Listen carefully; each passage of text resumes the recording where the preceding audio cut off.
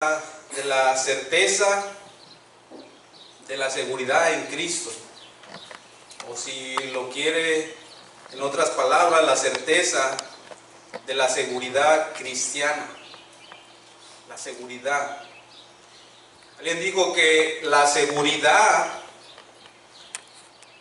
obviamente en Cristo, es el arca del creyente, donde se sienta al igual que Noé, tranquilo, incluso en medio de todas las distracciones, en medio de todas las destrucciones, en medio de todas las conmociones y confusiones. Déjenme repetirlo una vez más. La seguridad es el arca del creyente, seguridad en Cristo, donde se sienta al igual que Noé, tranquilo, incluso en medio de todas las distracciones y destrucciones, conmociones y confusiones. La seguridad da lugar a que los creyentes se regocijen, vivan una vida de gozo pleno. La seguridad,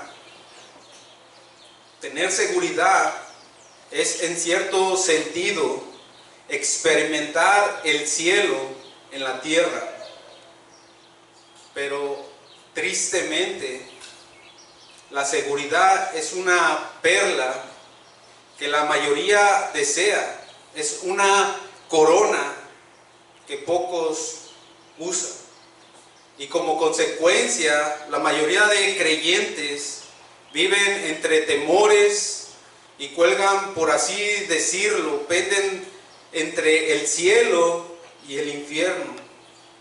Son como un barco en medio de la tormenta, lanzados de aquí para allá. Aunque la seguridad de la salvación es parte de la redención y vital para el gozo y el consuelo de los creyentes, la palabra de Dios enseña que es posible perder el derecho a esta seguridad. Mucho se ha debatido en que si la salvación se pierde.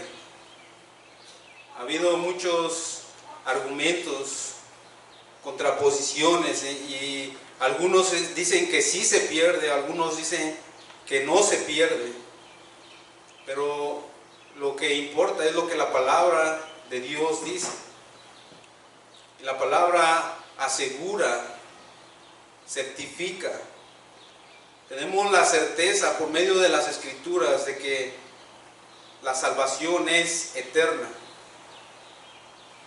Y si la salvación es eterna, no se puede perder.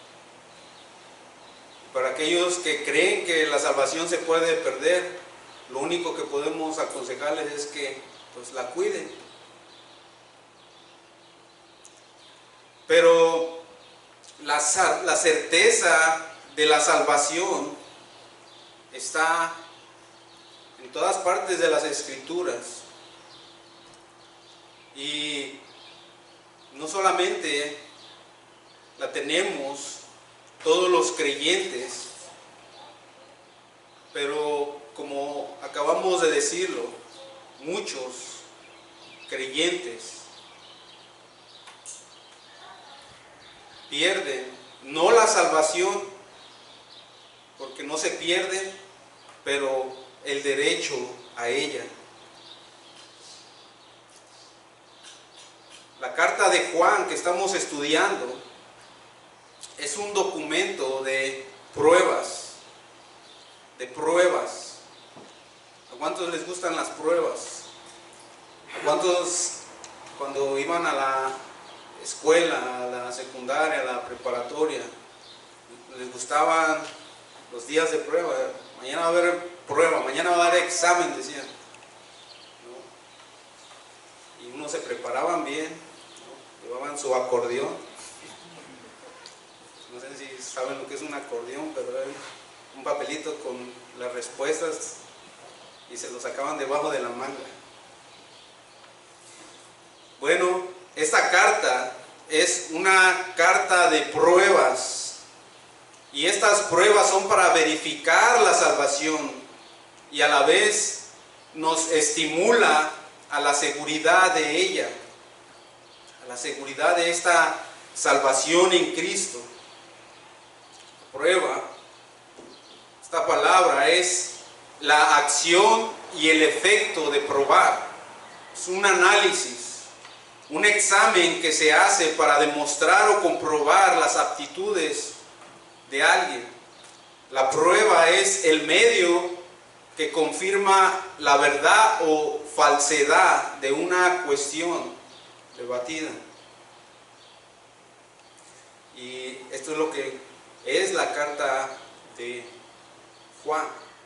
Son pruebas para asegurarnos, para consolarnos acerca de nuestra salvación, para examinarnos, para analizar nuestras vidas, como decía el apóstol, si verdaderamente estamos en la fe. Así que Juan sigue la misma línea de pensamientos en cuanto a tener comunión con Dios, del cual ya habló en el capítulo 1 y del cual nosotros ya estudiamos. Cuando él habla de andar en la luz, en comunión con Dios, confesar nuestros pecados. Ahora él añade que conocer a Dios significa obedecer sus mandamientos y a la vez como sinónimo de comunión. Obedecer sus mandamientos es sinónimo de comunión. La comunión con Dios y el conocimiento de Dios son dos caras de una misma moneda. Después de Juan haber tratado de la doctrina del perdón gratuito de los pecados, que vimos la semana pasada, la limpieza por su sangre, por la confesión de nuestros pecados, ahora Juan, en base a esto que ha hablado, en base a la salvación por gracia, él va a exhortar a sus lectores. En el versículo 3, y comenzamos a estudiar el texto de hoy. El versículo 3 comienza y dice, y en esto, o también podría traducirse, o por esto. Y esta frase con la cual comienza el versículo 3 es una frase de transición en la cual Juan nos presenta más pruebas para que verifiquemos nuestra salvación y estimulemos así nuestra seguridad. Vemos la certeza con la que Juan escribe. Dice, y en esto sabemos. Puede ver la certeza con la que Juan escribe, en esto sabemos. Él no está diciendo, en esto esperamos, en esto creemos o deseamos. No, sino que dice, en esto sabemos. Sabemos, certeza. La palabra sabemos está en un tiempo presente. Significa percibir, comprender o conocer algo por experiencia, por la habilidad que se adquiere por haberse realizado, vivido más de una vez. En esto sabemos, dice Juan, ¿qué sabemos? Que nosotros le conocemos.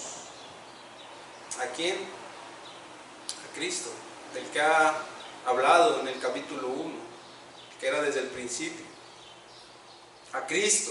En esto sabemos que nosotros le conocemos. ¿Puede ver la certeza ahí con la que Juan lo escribe?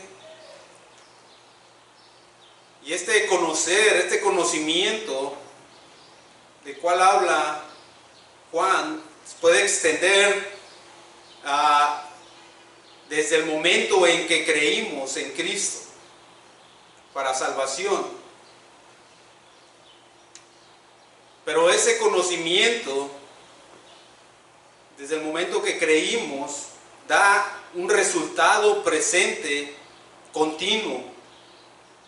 Y ese resultado presente y continuo verifica la fe salvadora. La fe salvadora. Es esa fe salvadora la que tiene resultados continuos en el presente. No solamente creí, pero sigo creyendo. No solamente me arrepentí, pero me sigo arrepintiendo. No solamente lo seguí un día, pero lo sigo siguiendo. Sigo caminando en pos de Él. El conocimiento del que Juan habla no es un conocimiento místico, oculto, como el de los gnósticos, que promovía un conocimiento secreto y trascendental, o el conocimiento racionalista, no está hablando de este conocimiento racionalista de la filosofía griega, que enseñaba que la razón humana podía poseer sin ayuda alguna los misterios del universo, tanto natural como sobrenatural. Tampoco Juan se estaba refiriendo al conocimiento experiencial del hedonismo, que afirmaba que la verdad definitiva se descubría al experimentar los placeres del mundo físico. No es del conocimiento del cual Juan está hablando. En cambio, Juan habla del conocimiento salvador en Cristo, que viene de estar en una relación correcta con Él. Él dice, en el versículo 3, una vez más, y en esto sabemos que nosotros le conocemos. Así que el punto de Juan es que la obediencia externa proporciona evidencia de si se ha producido o no una realidad interna y transformadora que viene al conocer a Jesucristo en la salvación. En otras palabras, si yo he conocido a Cristo y he sido salvado, es porque ha habido una transformación, un milagro de parte de Dios en mi vida, una regeneración, un corazón nuevo. Pero la evidencia de que realmente he sido salvado y que tengo un corazón nuevo es por la evidencia externa, es por mi obediencia. Mi obediencia. Al escribir a Tito en 1:16, Pablo resalta la diferencia entre un conocimiento falso de Dios y el conocimiento verdadero de Dios. Dice que algunos dicen afirmar, Tito 1:16, profesan conocer a Dios, pero con los hechos lo niegan. En otras palabras, en la práctica, en su manera de vivir, demuestran todo lo contrario. Con sus vidas demuestran que no conocen a Dios, siendo abominables y rebeldes, reprobados en cuanto a toda buena obra. ¿A cuántos los reprobaron en la escuela, en los exámenes? ¿Cuántos tuvieron que hacer extraordinario? ¿Cuántos tuvieron que repetir el año? Estos son reprobados en cuanto a toda buena obra. Profesan conocer a Dios, lo afirman, pero cuando llega la hora de la prueba, del examen, del análisis, con sus vidas, demuestran lo contrario y terminan reprobados.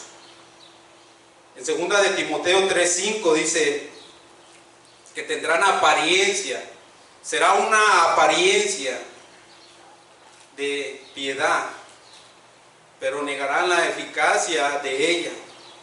O sea, su conducta desmentirá sus apariencias. O sea, tú los ves y en la iglesia tienen cara de santos y dicen amén, aleluya, gloria a Dios, y cantan y oran como cristianos, pero muchas veces son puras apariencias, porque su conducta demuestra o desmiente esas apariencias, porque tú los ves afuera y nada de lo que dice adentro en la iglesia lo reflejan afuera. Entonces debemos tener cuidado y probarnos a nosotros mismos. Necesitamos hacernos la pregunta: ¿qué estoy haciendo con todo el conocimiento acerca de Dios que he estado adquiriendo?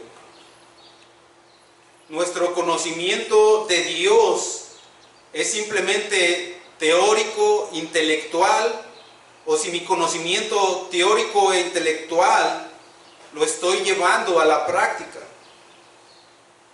Porque la verdadera teología es la práctica. Esa es mi verdadera teología, lo que yo vivo, lo que yo llevo a la práctica. Tú puedes conocer teología sistemática, teología histórica, teología bíblica, teología reformada, y lo puedes tener aquí. Hay cristianos, como les llama el pastor Olivares, cabezones. Tienen una cabezota de este tamaño, pero su corazón pequeño. La verdadera teología es la que nosotros vivimos, no lo que nosotros conocemos. El conocimiento teológico y ningún estudio de la Biblia tienen un fin en sí mismo.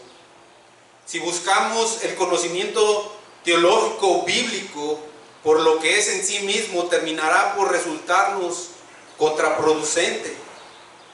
Si nuestro deseo es solo saber todas las respuestas, entonces nos veremos encaminados directamente a un estado de engreimiento, de autoengaño.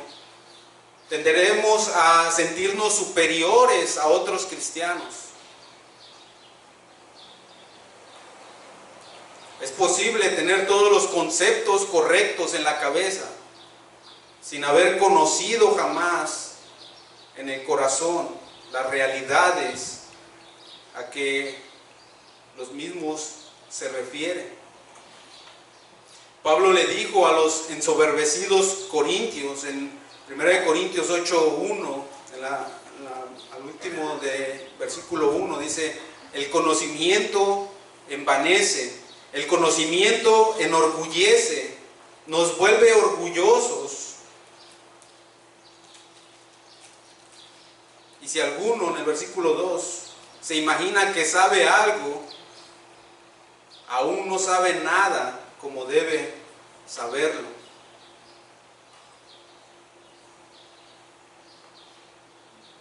Ahora, por otro lado, no puede haber salud espiritual. No estamos diciendo que el conocimiento sea en sí malo, porque no puede haber salud espiritual sin conocimiento doctrinal.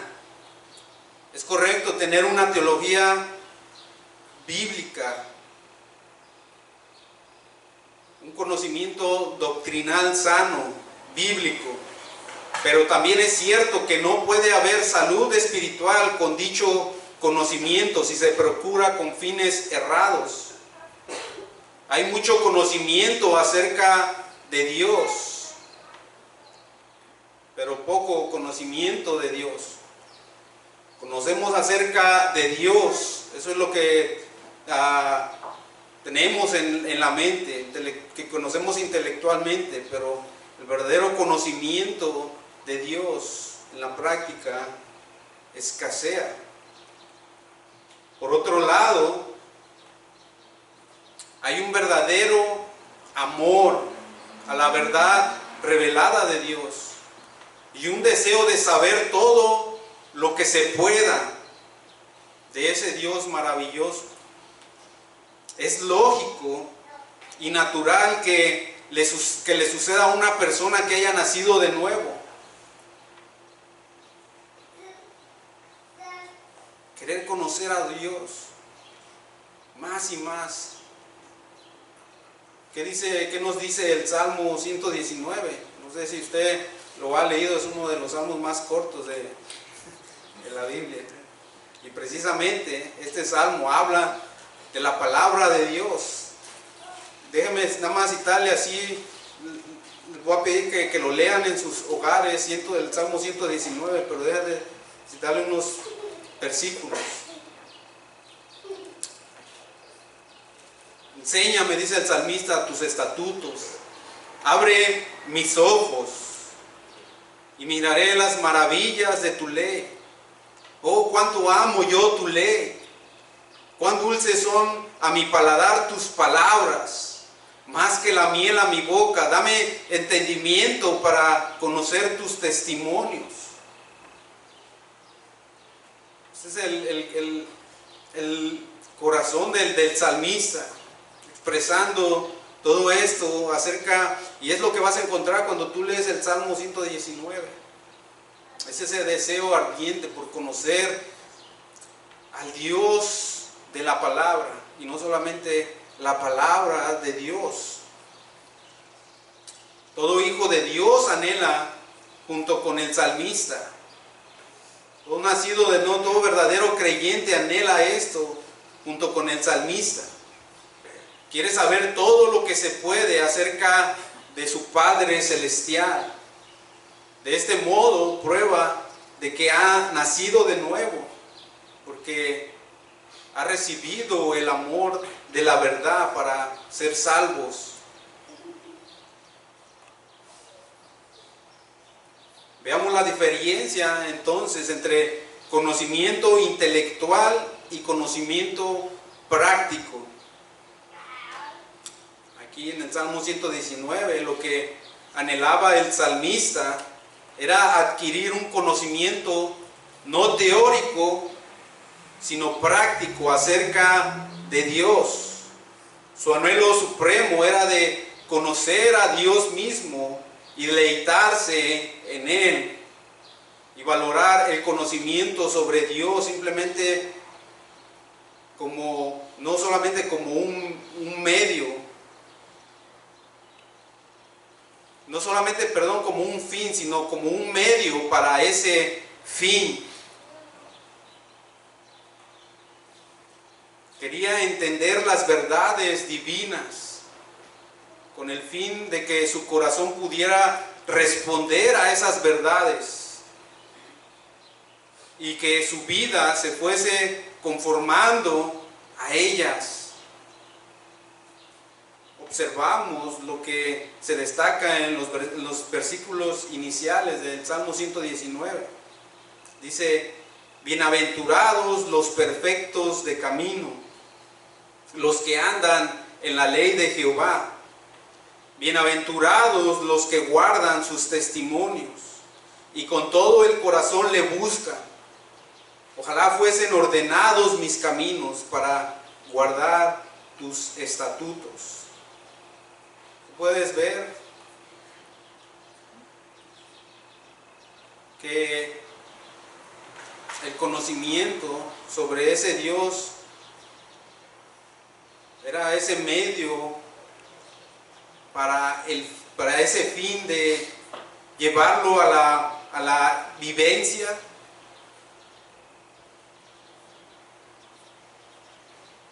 Le interesaba la verdad y la ortodoxia, la enseñanza bíblica, la teología, pero no como fines en sí mismos, sino como medios para lograr las verdades, las metas de la vida y la santidad.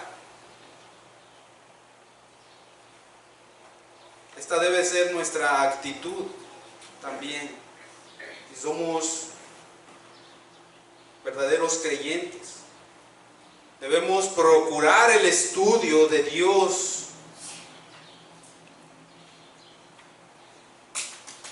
y que ese estudio de Dios nos lleve más cerca de Él. Con este fin se nos ha dado la revelación, y es a este fin que nosotros debemos aplicarla. No para crecer en conocimiento, pero llevarnos más a Dios y ser conformados más a la imagen de Cristo. Dios no está interesado en una relación que sea casual y que carezca de significado. Él desea que conozcamos íntimamente, lo conozcamos de una manera tan íntima a Él.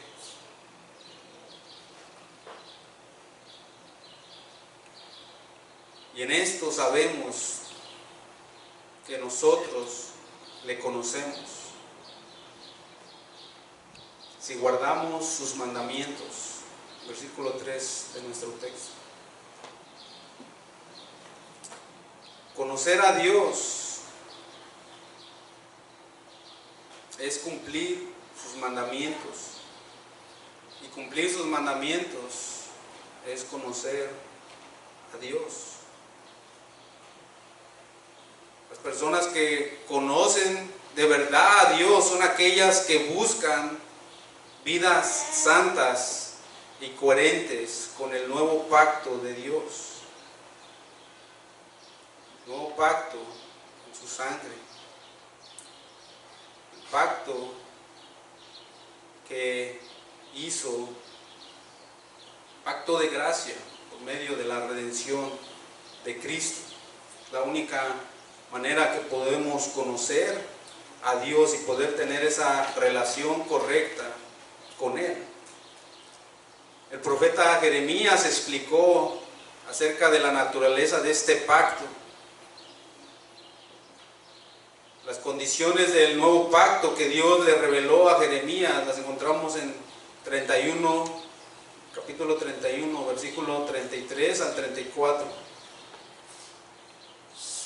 Y que el escritor de Hebreos, él también citó en 8:10 al 11. Estos combinan la ley con el conocimiento de Dios. Jeremías 31:33 dice: pero este es el pacto que haré con la casa de Israel después de aquellos días, dice Jehová. Daré mi ley en su mente y la escribiré en su corazón, y yo seré a ellos por Dios, y ellos me serán por pueblo. Y no enseñará más ninguno a su prójimo, ni ninguno a su hermano, diciendo: conoce a Jehová, porque todos me conocerán, desde el más pequeño de ellos hasta el más grande, dice Jehová. Porque perdonaré la maldad de ellos y no me acordaré más de sus pecados. Y esto es de lo que había hablado el apóstol Juan, cuando dice: y estas cosas os escribo para que no pequéis, y si alguno hubiere pecado, abogado tenemos en Cristo para con el Padre, a Jesucristo el justo. Él es la propiciación por nuestros pecados. El pueblo del nuevo pacto tiene la ley de Dios escrita en sus corazones.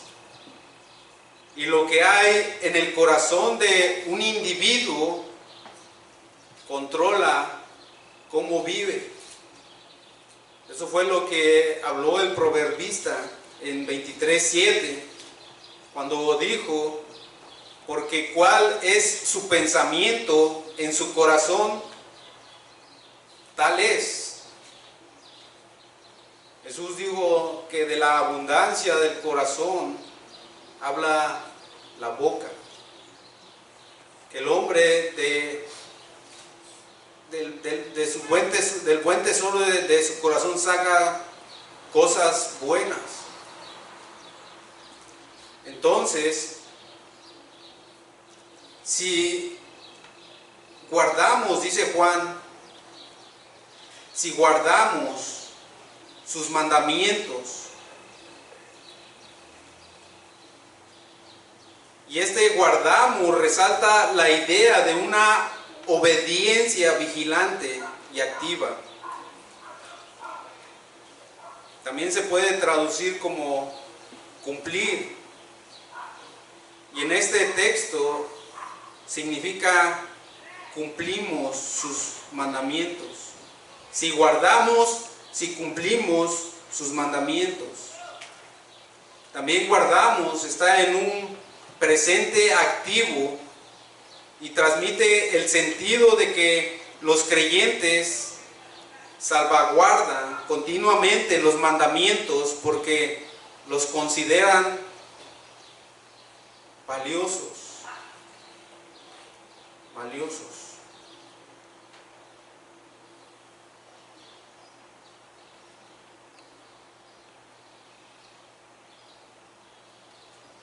En el capítulo 5, versículo 3 de la misma carta de Juan, dice: pues este es el amor a Dios, que guardemos sus mandamientos, y sus mandamientos no son, ¿qué dice? Gravosos.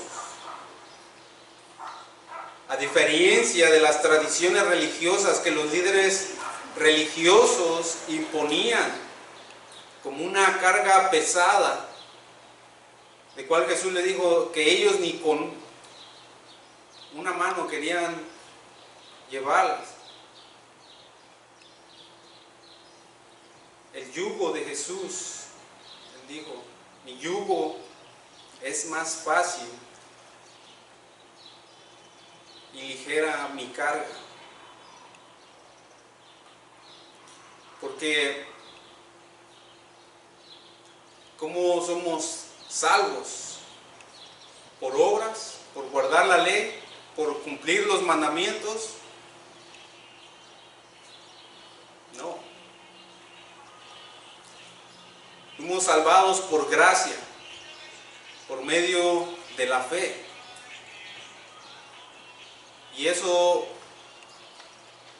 ni la fe era de nosotros, fue un don de Dios. No por obras para que nadie se gloríe. Fuimos salvados por gracia, un don, un regalo inmerecido. Pero la evidencia de esa salvación se manifiesta en que aquellos que fueron salvados por gracia, por medio de la vida de Cristo, una vida perfecta donde Él cumplió las demandas de Dios, guardó los mandamientos de Dios, todos a cabalidad.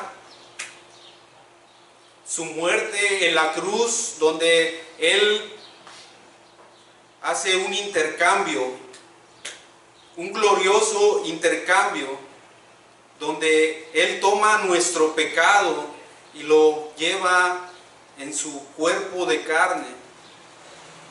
Y habiendo efectuado ese sacrificio y habiendo recibido la justa ira de Dios, y al ser sepultado y al tercer día resucitar, al pagar la deuda, nuestra deuda, y al Él resucitar, y al haber Él proclamado, consumado es, esa rectitud, esa vida perfecta, se es atribuida a nosotros. Su justicia es imputada a nuestra vida, de tal manera que Dios nos ve justos, sin culpa.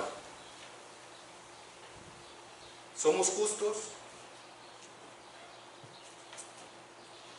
Todo el tiempo estamos fallando, todo el tiempo estamos errando al blanco de la voluntad, de los mandamientos, de los preceptos de Dios.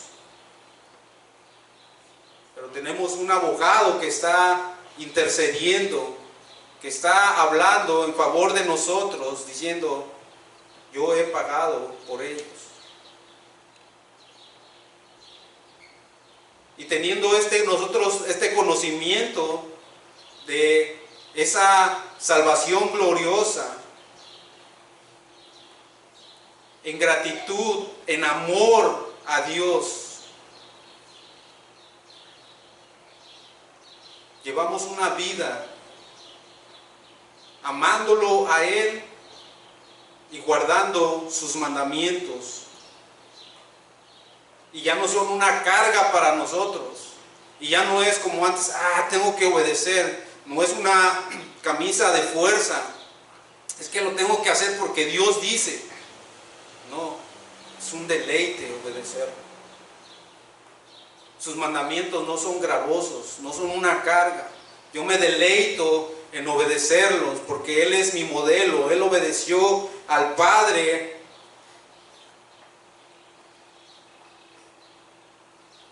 Y yo quiero obedecer también. Esdras 7:10 habla de lo mismo.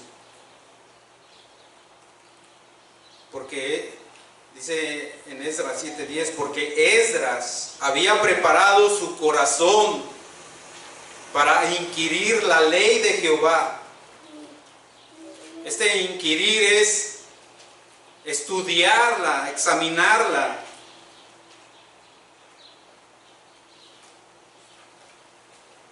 Era el deseo de Esdras también, como el del salmista. Examinar la ley, conocer al Dios de la ley.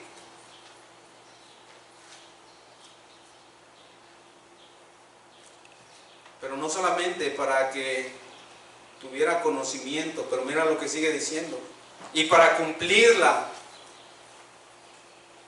O sea, la estudió para cumplirla, para llevarla a la práctica antes de enseñar en Israel sus estatutos y decretos. La estudió, la aplicó a su vida, la vivió y después la proclamó, la enseñó. Y ahí es donde fallamos. Y yo voy primero. Yo soy el primero. Estudiamos, pero nos saltamos la aplicación a nuestras vidas. Pero eso sí, encontramos un hermano que anda ahí, ¿no? Y llegamos y: hermano, le voy a decir lo que dice la palabra de Dios. Y pero nos hemos saltado un paso. El aplicarla a nuestras vidas. Ese es el orden que las Escrituras nos enseñan. El rasgo distintivo del Hijo de Dios es que obedece la voluntad de Dios. Y cuando obedece estos mandamientos, demuestra que ha llegado a conocer a Dios. Y de esa manera ha verificado que su fe es verdadera y que tiene la seguridad de su salvación. Bajo el nuevo pacto, Dios acepta la obediencia amorosa, sincera, aunque imperfecta. Somos imperfectos, no hay perfección en esta vida. Si decimos que no tenemos pecado, nos engañamos.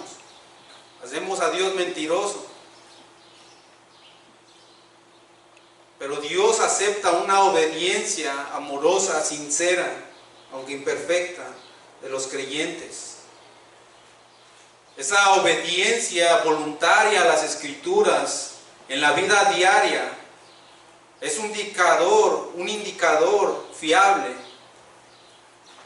tanto para nosotros mismos como para los demás, de que hemos llegado a un conocimiento salvador en Jesucristo.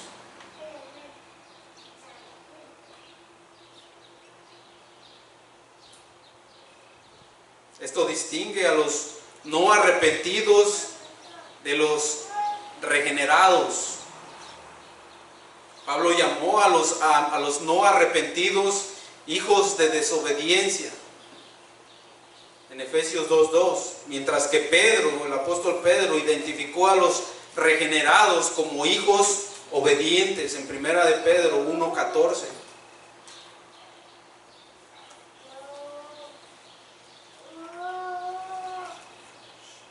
Después el apóstol Juan continúa diciendo en el versículo 4, y aquí hace un contraste en lo que ha estado viniendo, en lo que ha dicho en el versículo anterior, en el versículo 3, y ahora viene el contraste. El que dice, yo le conozco, esto es a Cristo, y no guarda sus mandamientos, el tal es mentiroso, y la verdad no está en él. Así como había advertido antes en el capítulo 1, versículo 6, si decimos que tenemos comunión con Él y andamos en tiniebla, mentimos y no practicamos la verdad. Juan vuelve a advertir que la afirmación que tales personas hacen de estar en comunión es totalmente sin fundamento. Cualquiera que afirme conocerle y vive una vida de desobediencia es mentiroso. Aquellos que han llegado a conocer a Dios, pero no a obedecer los mandamientos de Dios, Juan los llama mentirosos. Es decir, es una persona, esta persona es una mentira andante, que dice una cosa, pero hace lo opuesto.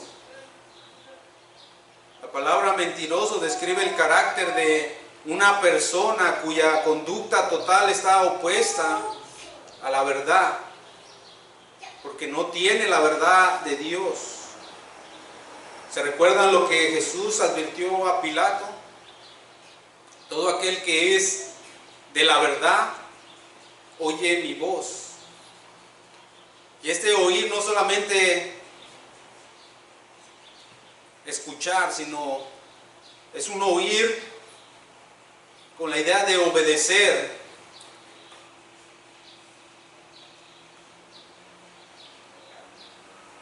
Y aquí está este marcado contraste. Quienes no obedecen los mandamientos demuestran que la verdad no está en ellos. Por tanto, Juan puso al descubierto la pretensión vacía de aquellos que suponían que habían ascendido a un nivel más elevado de la verdad divina. Estos falsos maestros, falsos hermanos, lectores, su supuesto conocimiento los elevaba por sobre los asuntos terrenales y hacían innecesaria toda preocupación por la conducta moral a la vida piadosa. Pero aquellos cuya fe es verdadera obedecen a la verdad. El versículo 5 se aplica entonces de forma positiva a la prueba de la seguridad del creyente. Dice, pero el que guarda su palabra, en este verdaderamente el amor de Dios se ha perfeccionado. El que guarda su palabra. Y aquí Juan usa un sinónimo acerca, había hablado de mandamientos, de guardar los mandamientos, pero aquí usa la palabra, usa guardar su palabra. Pero el que guarda su palabra, en este verdaderamente el amor de Dios se ha perfeccionado. O puede entenderse mejor, el amor por Dios se ha perfeccionado. Juan describe el amor verdadero que los creyentes tienen por Dios como algo que se ha perfeccionado. No en el sentido de perfección acabada, sino de salvación cumplida. Nosotros le amamos a Él y nuestro amor, y nosotros no le amamos como deberíamos amarle. Nuestro amor no es como el que Él nos amó. Nosotros le amamos a Él porque Él nos amó primero.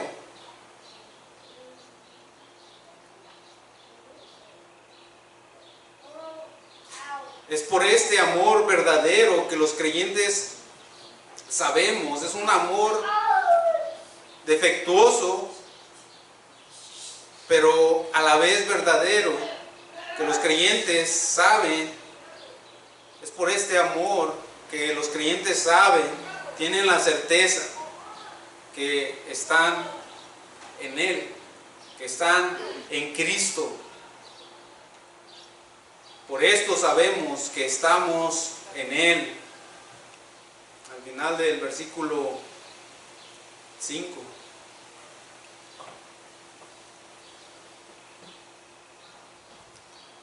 Y esta corta frase, en Él, en Cristo, tú lo vas a encontrar en el Nuevo Testamento en diferentes partes. Lo encuentras aquí en esa carta de Juan, lo encuentras en la carta que Pablo escribió a los Corintios, en su primera y segunda carta, lo encuentras en la carta que le escribió a los Efesios, lo encuentras en la carta que le escribió a los Filipenses, a los Romanos, a los Tesalonicenses, a Colosenses. Es una frase muy conocida, en Cristo. En Cristo. Todo el que está en Cristo, nueva criatura es. Nos bendijo con toda bendición espiritual en los lugares celestiales en Cristo.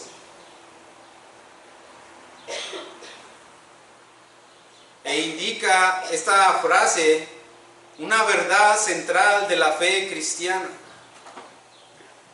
Todo el contexto, y en especial en el versículo 6, que estaremos viendo la próxima semana, sugiere que la frase, dice el versículo 6, el que dice que permanece en Él, debe andar como Él anduvo. Esto sugiere que esta frase, en Él, se refiere de nuevo a Cristo. Estar en Cristo es la descripción característica que Pablo hace del cristiano. Pero aquí Juan también usa ambas formas, estar en Cristo o permanecer en Él. Permanecer y estar en Cristo. En Él equivale a conocerlo. A conocerlo, estar en Él.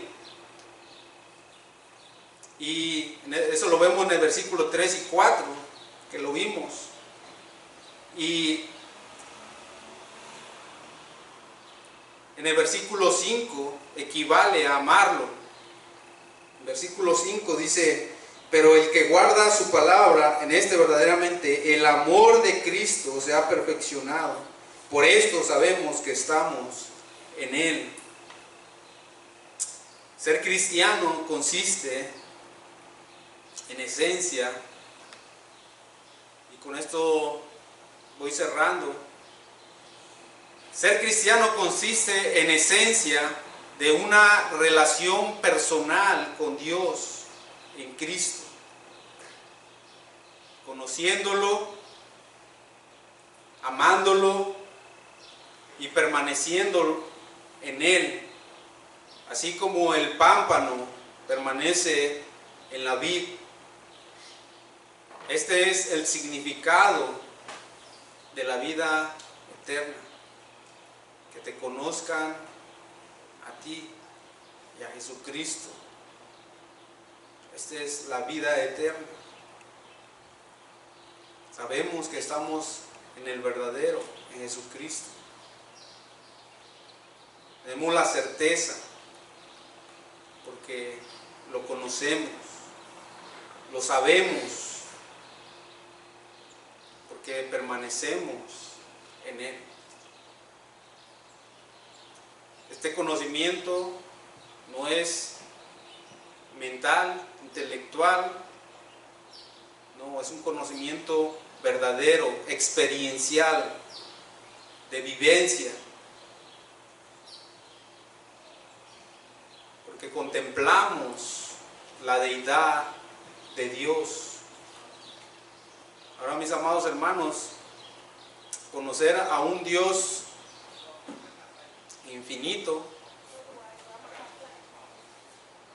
un Dios que, ¿cómo lo podemos describir? Un Dios eterno, un Dios incomprensible. ¿Cómo podemos conocer a un Dios incomprensible si es incomprensible?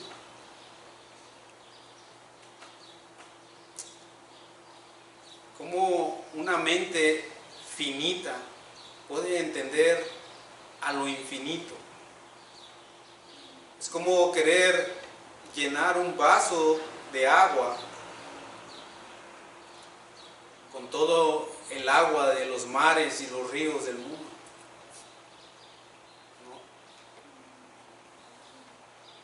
No acabaremos de conocer a Dios.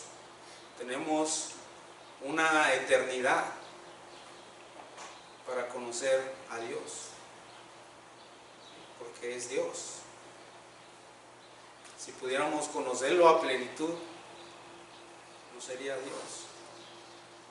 Y la contemplación de la deidad, la contemplación de Cristo, proporciona un bálsamo para toda herida. La meditación sobre el Padre proporciona descanso de toda aflicción, y en toda la influencia del Espíritu Santo hay un bálsamo para todo mal. ¿Quieres librarte del dolor? ¿Quieres ahogar tus preocupaciones? Entonces ve y zambúllete en lo más profundo del mar de la deidad. Piérdete en su inmensidad y saldrás de allí renovado y fortalecido. Amén. Vamos a orar. Padre, te damos gracias. Bendito eres, Señor, Dios y Padre de nuestro Señor Jesucristo. Gracias por tu bondad, tu misericordia, por tu fidelidad, por tu incomparable amor. Gracias por Cristo, nuestro Señor.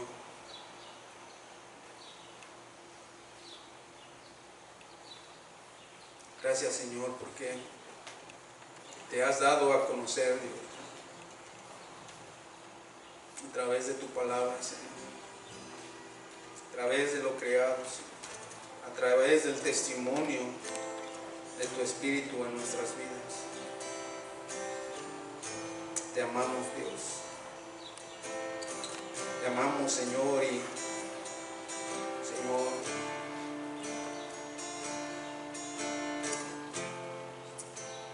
sentimos tristeza, Señor, de no poder amarte, Señor, como debiéramos. Porque nuestro conocimiento, Señor, muchas veces, Señor, es solamente intelectual, Señor.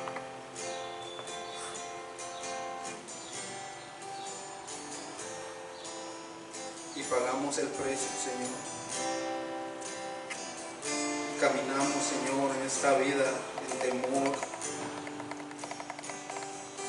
en incertidumbre, Señor.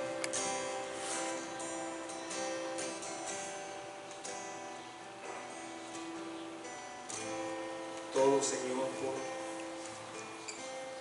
no tener, Señor, la certeza y la seguridad, Señor, de lo que tu palabra, Señor, nos revela, Señor, de tus promesas, Señor.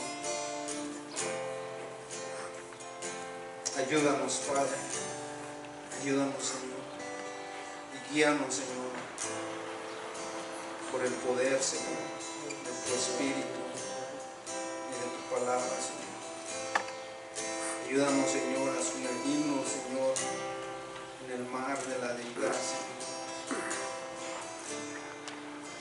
Fortalécenos, Señor. Afírmanos en ti, Señor. Que permanezcamos en ti, Señor. Ayúdanos, Señor, a vivir vidas en obediencia a ti, Señor. Ayúdanos, Señor, en Cristo Jesús.